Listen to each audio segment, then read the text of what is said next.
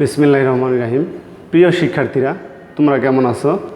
আশা করি তোমরা সকলেই সুস্থ আছো। তোমাদের লাস্ট ক্লাসে আমি নগ্নবীজি উদ্ভিদবিদ্যার 7ম অধ্যায়ের নগ্নবীজি উদ্ভিদ সম্পর্কে আলোচনা করেছিলাম। আজকে আমরা আবার নগ্নবীজি উদ্ভিদের বাকি অংশটুকু আলোচনা করব। যে বাকি অংশ যেটুকু ছিল সেটুকুর মধ্যে নগ্নবীজি উদ্ভিদের যৌন জনন সম্পর্কে আমরা আলোচনা করব।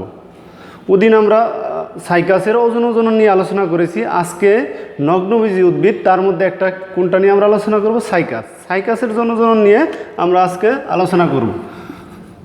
যৌন জনন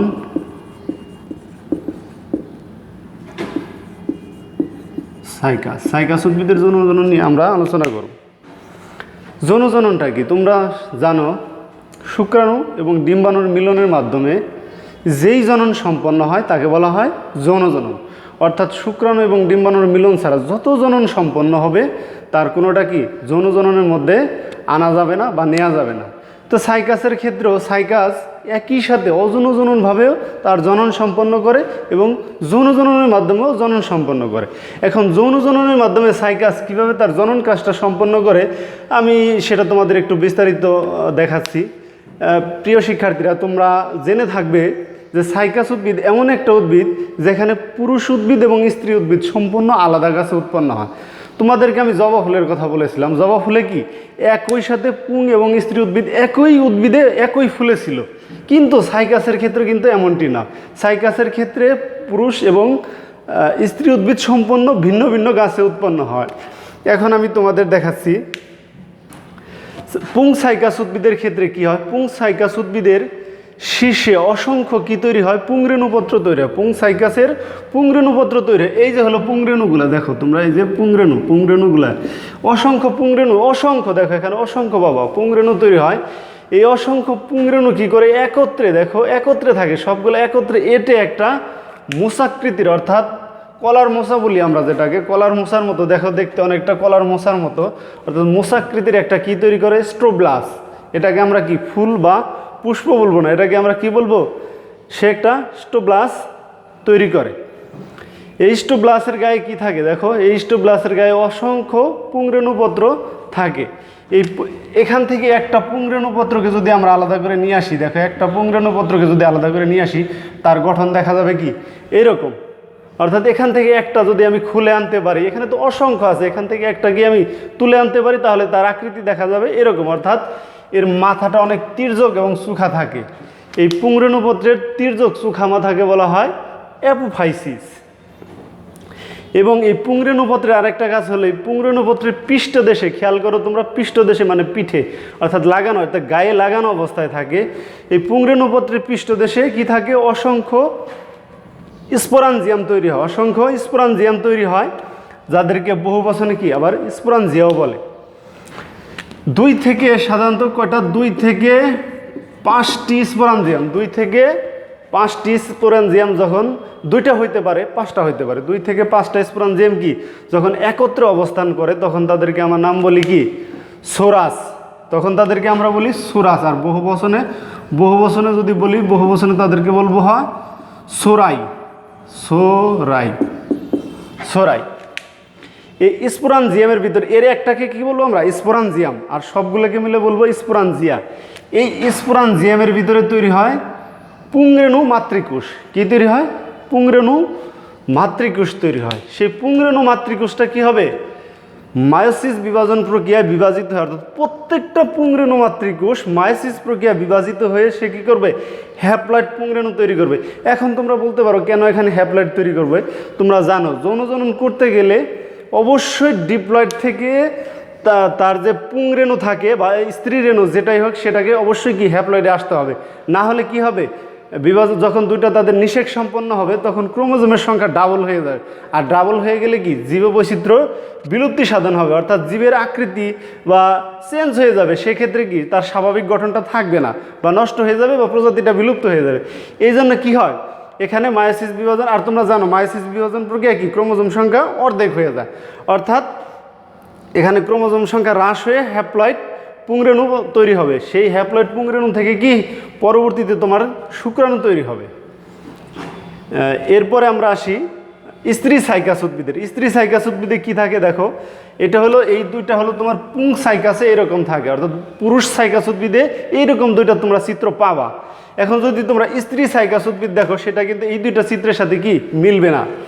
স্ত্রী সাইকাস উদ্ভিদের মাথায় এরকম একটা চিত্র দেখতে পারবে, এরকম অর্থাৎ সাপের ফনার মতো একটা চিত্র দেখতে পারবে। এখানে দেখো স্ত্রী সাইকাস উদ্ভিদের মাথায় এরকম যে একটা ফুলের মতো অর্থাৎ সাপের ফনার মতো যে জিনিসটা তৈরি হয় তাকে আমরা কি বলবো, ম্যাগাসপ্রোফিল। এই ম্যাগাসপ্রোফিলের কোণার দিকে কি দেখো, ম্যাগাসপ্রোফিলের কোণার দিকে কি তৈরি হয়, ডিম্বক তৈরি হয়, যে দেখা যাচ্ছে এখানে ডিম্বক, এই আমি লিখে দিয়েছি ডিম্বক তৈরি হয়। এই ম্যাগাসপ্রোফিলটা এটার মতো একত্রে এরকম মোচাকৃতি হয় না, অর্থাৎ এরা একসাথে কি এটে থাকে না, এদেরকে সাজানো মানে কম্প্যাক্টভাবে সাজানো থাকে না, এরা সাজানো থাকে ঢিলা ঢালাভাবে, অর্থাৎ একটু লুজলি বা আলগাভাবে সাজানো থাকে, ডিম্বক তৈরি হয়। আর এই মাথার যে অংশটাকে আমরা এই অংশটাকে নাম কি বলবো, পিনিউল বা পত্র বা পিনা বলা হয়, পত্র বা পিনা নামে এটাকে অভিহিত করা হয়। ডিম্বক সহ এবং পিনিউল সহ এটাকে দেখতে অনেকটা কি, অর্থাৎ সাপের ফনার মতো তৈরি হয়, মনে হয় যে একটা গোখরা সাপের ফনার মতো মনে হবে। এর যে সাইডে যে ডিম্বক থাকে, এই ডিম্বকের ভিতরে কি থাকে, স্ত্রী রেণু মাতৃকোষ। সেই স্ত্রী রেণু মাতৃকোষটা কি হবে, ওখানে যেহেতু পুংরেণুটা হ্যাপ্লয়েড হয়েছে, তাহলে কি স্ত্রী রেণুটা তোমার হ্যাপ্লয়েড পর্যায়ে আসতে হবে। ডিপ্লয়েড থাকলে তাদের মধ্যে জনজনন কখনোই সম্পন্ন হবে না। তাহলে এখানে স্ত্রী রেণু মাতৃকোষ থাকে, সেই স্ত্রী রেণু মাতৃকোষ কি হবে, মায়োসিস বিভাজন প্রক্রিয়ায় বিভক্ত হয়ে হ্যাপ্লয়েড স্ত্রী রেণু তৈরি করবে। সে হ্যাপ্লয়েড স্ত্রী রেণু থেকে পরবর্তীতে কি হয়, এখানে এই নগ্নবীজী উদ্ভিদের ক্ষেত্রে হ্যাপ্লয়েড স্ত্রী রেণু থেকে পরবর্তীতে আর্কিগোনিয়া সৃষ্টি হয়। কি তৈরি হয়, আর্কিগোনিয়াম সৃষ্টি হয়, আর্কিগোনিয়াম সৃষ্টি হয়। এটা হলো নগ্নবীজী উদ্ভিদের একটা অনন্য বৈশিষ্ট্য, অর্থাৎ নগ্নবীজী উদ্ভিদ যে আদি ক্যারেক্টার, অর্থাৎ তার যে এনসিয়ান ক্যারেক্টার আমরা বলি, সেই এনসিয়ান ক্যারেক্টারের মধ্যে এটা হলো তার আর্কিগোনিয়াম সৃষ্টি হয়। অন্য উদ্ভিদের এই ধাপটা হবে না, অর্থাৎ আর্কিগোনিয়াম হবে না, সরাসরি স্ত্রীণু থেকে কি ডিম্বাণু সৃষ্টি হবে, আর এখানে আর্কিগোনিয়াম সৃষ্টি হবে। এই আর্কিগোনিয়ামের ভিতরে পরবর্তীতে কি তোমার তৈরি হবে, আর্কিগোনিয়ামের ভিতরে তোমার ডিম্বাণু তৈরি হবে। এরপরে শুক্রাণু তৈরি হয়ে গেল, এখান থেকে এখানে ডিম্বাণু হইলো, তাহলে কি পরবর্তীতে নিষেক সম্পন্ন হবে। আর নিষেক না হলে তো কখনো কি হবে, জনজনন সম্পন্ন হবে না। এখন নিষেকের মাধ্যমে কি ঘটে, নিষেক। এবং তোমাদের আমি আগের ক্লাসে বলেছিলাম যে সাইকাসের নিষেকটা কীভাবে, নিষেক মানে বা পরাগায়ন সম্পন্ন হয়। এর পরাগায়নটা কিসের মাধ্যমে সম্পন্ন হয়, বাতাসের মাধ্যমে সম্পন্ন হয়। অর্থাৎ বাতাসের মাধ্যমে পুংরেণুটা, এখান থেকে পুংরেণুটা উড়ে স্ত্রী রেণুর ডিম্বকের অগ্রপ্রান্তে, এখানে ডিম্বকের অগ্রপ্রান্তে পতিত হবে। এখানে যখন পতিত হবে তখন সেই পুংরেণুটা কি হবে, এখানে পোলেন টিউব অর্থাৎ পুংরেণু বা শুক্রাণুটা এখানে আসবে।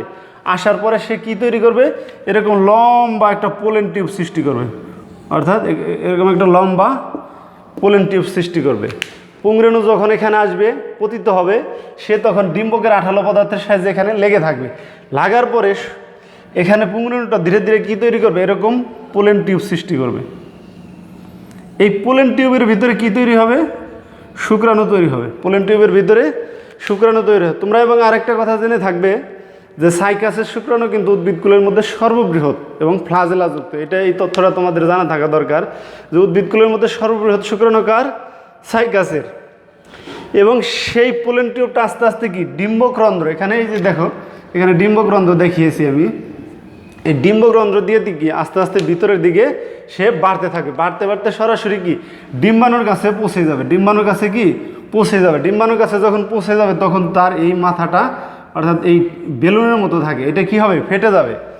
ফেটে গিয়ে সেই শুক্রাণুটা এই ডিম্বাণুর সাথে তোমার কি মিলিত হবে, অর্থাৎ হ্যাপ্লয়েড শুক্রাণু,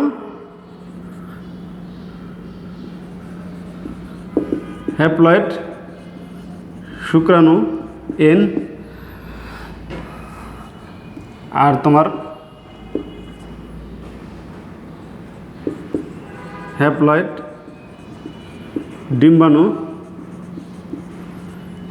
এন, এনের সাথে মিলিত হবে, অর্থাৎ এন ইন্টু এন, শুক্রাণু, হ্যাপ্লয়েড শুক্রাণু, হ্যাপ্লয়েড ডিম্বাণু মিলে কি হবে নিষেকের মাধ্যমে, অর্থাৎ এদের মধ্যে যদি ক্রসিং ঘটানো হয়, যখন এদের মধ্যে ক্রস ঘটবে অর্থাৎ ম্যাটিং বা মিলিত হবে, তখন তাদের মধ্যে কি হবে, 2n অর্থাৎ জাইগোট তৈরি হবে, যাকে আমরা কি বলি, জাইগোট। এই জাইগোটটা হলো ডিপ্লয়েড, অর্থাৎ একটা পূর্ণাঙ্গ ডিপ্লয়েড উদ্ভিদ হলো জাইগোট। সেই জাইগোট থেকে কি পরবর্তীতে নতুন সাইকাসের উদ্ভিদের জন্ম হবে। এই মোটামুটি তোমাদের সাইকাসের যৌন জনন সম্পর্কে আলোচনা। এটা তোমরা যদি একটু ভালোভাবে আমার লেকচারটা খেয়াল করো, অবশ্যই তোমরা এটা ভালো পারবে আশা করি। নেক্সট আমি চলে যাব এখন সাইকাসের অর্থনৈতিক গুরুত্ব। সাইকাসের অর্থনৈতিক গুরুত্ব নিয়ে আমরা একটু আলোচনা করব। ইকোনমিক্যাল ইম্পর্টেন্স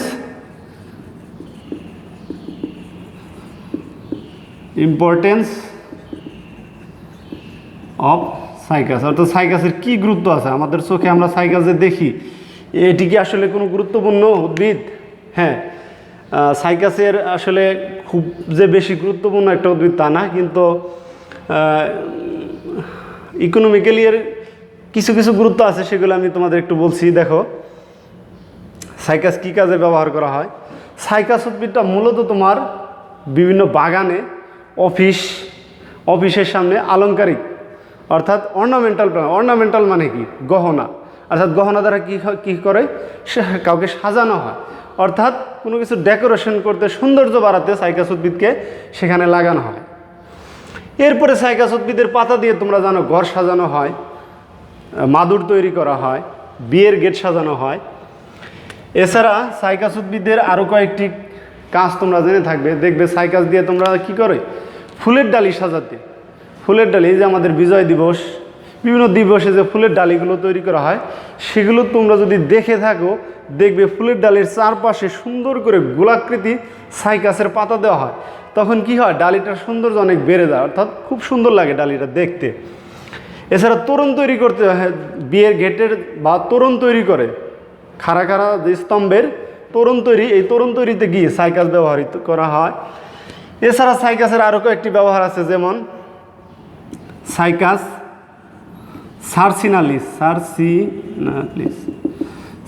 সার্সিনালিস এর স্ফীত কন্দ থেকে বা বীজ থেকে, এর স্ফীত কন্দ এবং বীজ থেকে কি অ্যারারুট নামক এক প্রকার কী তৈরি করা হয়, বার্লি। এটা একটা খাবার, এটা আসলে খাওয়া যায়, অ্যারারুট বার্লি এ ধরনের একটা খাবার তৈরি করা হয়।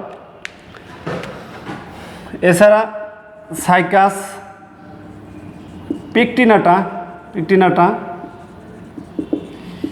এর কচি পাতা কিন্তু সবজি হিসেবে খাওয়া যায়, এছাড়া কোনো সাইকাসের বীজ থেকে কি সরাসরি বীজটা খাওয়া যায়, অথবা বীজ থেকে কি তৈরি করে, সাগু।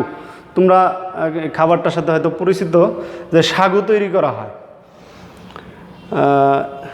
এরপরে আর সাইকাস থেকে কি কাজ করা হয়, তোমরা আরেকটা দেখে থাকবে হয়তো বিভিন্ন বাজার ঘাটে বা ফকির টাইপের যারা গ্রামে চিকিৎসা করে, বেজস বা হার্বাল মেডিসিন দিয়ে যারা ট্রিটমেন্ট করে, অর্থাৎ এইসব মানুষেরা দেখবা এই যে সাইকাসের যে মেগাস্পোরোফিলটা আছে সেটাকে অনেক সময় সর্পমণি বলে, বিভিন্ন ঔষধি গুণ সম্পন্ন বলে চালাতে চায়। আসলে বাস্তব কথা হচ্ছে সাইকাসের এই সর্পমণির তেমন কোনো ঔষধি গুণ নেই, এটা অনেকে বলে, কিন্তু বাস্তবতা হচ্ছে এর কোনো ঔষধি গুণ নেই। এই তোমার মোটামুটি সাইকাসের অর্থনৈতিক গুরুত্ব। তবে আমি এখানে যে যৌনজননটা পড়ালাম এটা তোমরা অবশ্যই ভালো করে পড়বে, বিভিন্ন পরীক্ষায় এটা চলে আসে, অনেক সময় বোর্ড পরীক্ষায়, এটা ভালো করে দেখবে। প্রিয় শিক্ষার্থীরা, আজকের মতো এই পর্যন্তই, ধন্যবাদ।